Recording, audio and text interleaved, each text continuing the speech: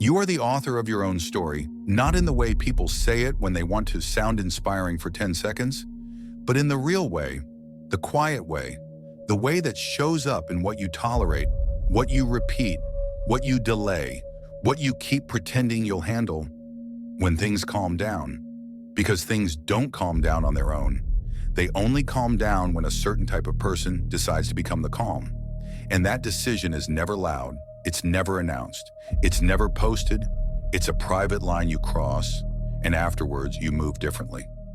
Most people don't notice the moment they give away the pen, because it happens in small trades, in tiny bargains, in casual agreements with life, yes to things they don't respect, yes to obligations that don't match their values, yes to staying tired because it feels normal, yes to being needed because it makes them feel important. And the strangest part is they call it responsibility. They call it adulthood. They call it just how it is. And they don't see that the cost is the same every time. The cost is attention. The cost is focus. The cost is the slow erosion of self, until one day they wake up and realize they've been living inside a schedule that wasn't built for them, chasing standards that don't even make them proud, trying to win approval from people who forget their name the moment they leave the room. And then they feel that emptiness, not the dramatic kind, not the kind you can describe in a quote, but the dull kind, the kind that sits behind the eyes, the kind that makes you scroll with no intention, eat with no hunger, talk with no presence, the kind that makes you busy but not alive, productive but not powerful. And if that lands somewhere in you right now, it's not because something is wrong with you. It's because something in you still works. Something in you is still honest enough to say, this isn't it. This can't be all. This can't be the whole story. Because the truth is simple and it's not comfortable. You can't build a life you respect while you keep abandoning the person who's supposed to live it. Not everyone is built to hear that. Some people prefer the noise. Some people prefer the distraction. Some people prefer the story where they are the victim of time, the victim of responsibility, the victim of other people's needs, because that story lets them avoid the one responsibility that actually changes everything, the responsibility of leading themselves. There are people who move differently. They don't look for permission. They don't wait for motivation. They don't ask the world to become easier. They tighten their standards. They simplify. They cut the excess. They protect their mornings like a border. They protect their attention like a weapon. They don't talk about finding themselves like it's a weekend trip. They build themselves like it's their duty, and you can feel them when they walk into a room, because their energy doesn't beg, it doesn't chase, it doesn't negotiate. It just sits there, controlled, calm, unavoidable. And if you've ever felt out of place in the normal rhythm of modern life, if you've ever looked around and wondered how people can tolerate living half awake, half present, always reacting, always consuming, always emotionally leaking into everything, then you already know what I'm pointing at. Because this isn't about becoming someone new. It's about returning to what you were before you started performing. The world trains people to focus outward. What do they think? What do they want? How do I look? How do I keep up? How do I avoid conflict? How do I stay liked? How do I stay safe? And that outward focus turns into a habit. And that habit becomes a personality. And that personality becomes a prison. Because when your attention lives outside you, your life does too. And you can't build strength in a place you never inhabit. Focusing on yourself isn't selfish. That's a misunderstanding made by people who only know two modes, neglect and indulgence, and they think anything in between is arrogance. But real self-focus isn't indulgence, it's maintenance, it's leadership. It's building the internal structure that allows you to carry weight without collapsing. The simplest way to see it is this: if you can't lead yourself, you can't lead anything. Not your relationships, not your work, not your finances, not your body, not your future. You'll always be negotiating with your impulses, and impulses don't care about your goals.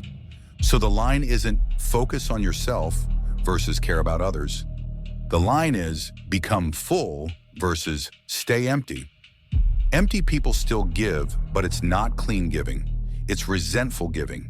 It's giving with hidden invoices, giving to feel needed, giving to avoid being alone, giving to earn love, giving to earn approval, and that kind of giving poisons everything slowly. Because it isn't generosity, it's a transaction dressed up as virtue. There's another way, a calmer way, a way where you build yourself first, quietly, and because you are built, you can give without losing yourself, you can serve without disappearing, you can show up without performing, you can lead without proving. If this resonates, hit like, not for the algorithm, but as a small signal to yourself that you're still awake. And if you're the type who moves differently, subscribe, because these reminders aren't for everyone, but for the ones who already feel the split. Most people are not going to choose this. Not because they can't, but because they won't. They'll say they're busy, but they were busy last year too, and the year before that, and they'll be busy next year as well. Because busy isn't a season for them, it's an identity. It's a shield that protects them from the discomfort of change. And the uncomfortable truth is that change doesn't require more time. It requires a different relationship with time. A relationship where you stop spending it like you're trying to distract yourself from your own life. And this is where the separation happens. You can see it everywhere. Some people react, some people observe, some people chase, some people wait. Some people need the feeling first, then they act. Some people act first, and the feeling catches up later. Some people are addicted to motion. Some people are committed to direction. And it's not about being better than anyone. It's about being honest about what kind of life each path creates, because reaction creates chaos, and chaos creates exhaustion, and exhaustion creates coping, and coping creates numbness, and numbness creates regret. Waiting creates clarity. Clarity creates precision. Precision creates outcomes. Outcomes create confidence. Confidence creates calm. The masses don't understand calm. They think it's laziness. They think it's lack of ambition. They think if you're not loud, you're not serious. They don't see that loud is often just insecurity with a microphone. And calm is often just competence without the need to prove it. So the real question isn't, how do I transform my life? The real question is, what kind of person am I willing to become? Because transformation isn't a motivational speech. It's a lifestyle audit. It's a standards audit. It's an identity decision. And identity shows up in the smallest moments. When you wake up, do you reach for light or do you reach for noise? When you feel tension, do you breathe or do you consume? When you have a plan, do you protect it or do you bargain it away? When you say you'll do something, do you respect your own word? This is where the story's written, not in the highlight moments, in the repetitions, in the boring days, in the days no one claps for. And boredom is sacred, but only to a certain type of person, because the ones who are addicted to stimulation think boredom is a problem, and the ones who are building something understand boredom is stability. It's the clean room where growth happens. It's the quiet space where discipline stops feeling like effort and starts feeling like identity. Now watch how this mirrors one of the most unforgiving places on earth, trading. Trading doesn't care about your intentions. Trading doesn't care about your mood. Trading doesn't reward effort. Trading doesn't reward hope. Trading rewards clarity, patience, execution, risk control, and emotional neutrality. And that's why most people fail. Not because they're stupid, not because they can't learn a model, but because they bring their unled self into an environment that exposes every leak. They strategy hop because they can't sit in uncertainty. They chase entries because they can't tolerate waiting. They overtrade because they can't handle boredom. They hesitate because they don't trust themselves. They revenge trade because they're trying to repair their ego with the market's money. And if you've been through that cycle, you already know the feeling. You promise yourself you'll be disciplined, and then the chart moves fast and your nervous system takes the wheel. You say you'll take only the clean setups, and then you see a candle spike and your mind starts narrating, what if this is the one?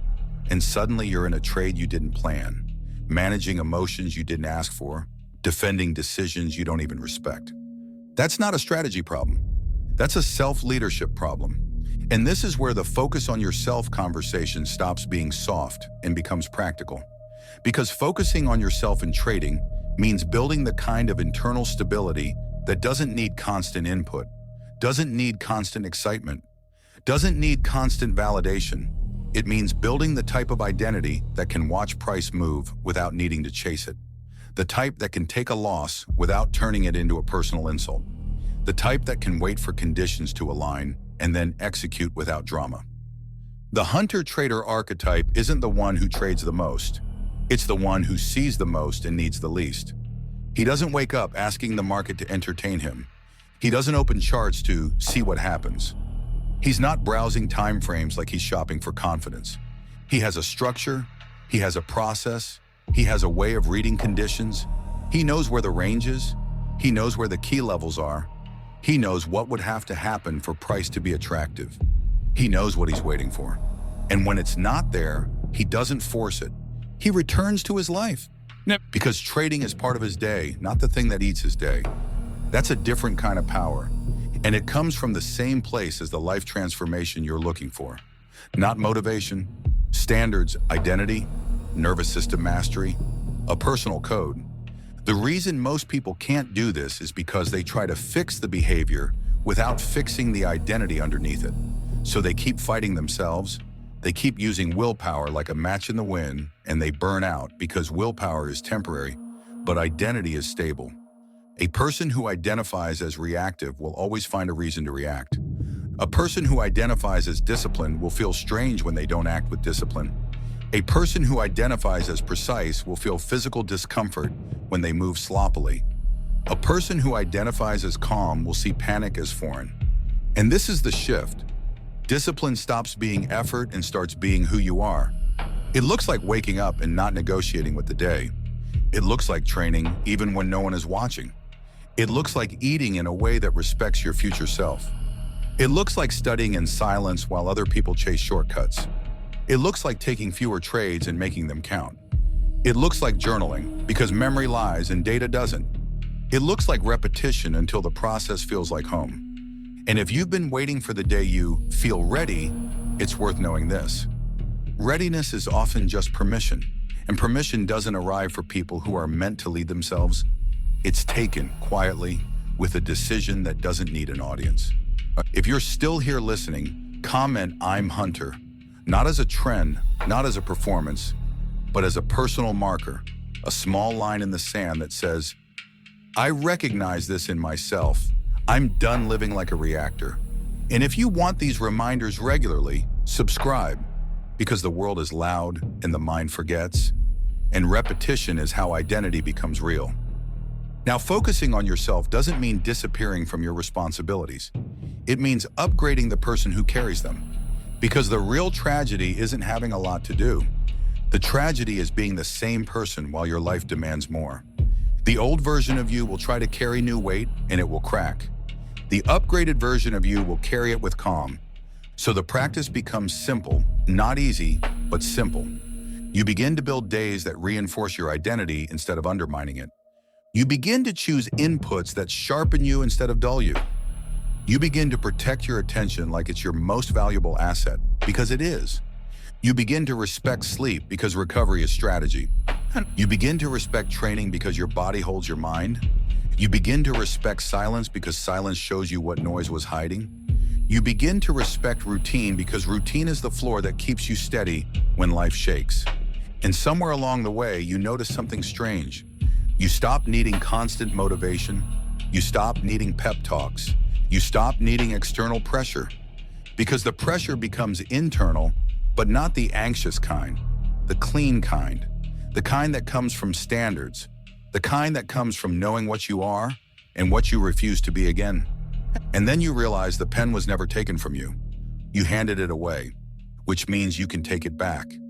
Not with a dramatic announcement, with a quiet day, a quiet morning, a quiet decision, a quiet refusal to go back to the old way of living. And once you see this, you don't unsee it. After this, it's hard to move the old way. Some paths close quietly behind you, not because someone locks the door, but because you stop needing that room. So if today is the day you feel that line, if you can sense the split between reaction and control, between the life that happens to you and the life you build on purpose, then keep it simple. Write one clean page today, not for applause, not for likes, not for anyone else to understand, because not everyone will. But some people will. And the ones who do, they don't need convincing. They recognize it. They've felt it their whole life, and they're done pretending they haven't. If this landed, subscribe so you don't miss the next reminder. And if you're serious about crossing that line, comment, "I wait, then I execute."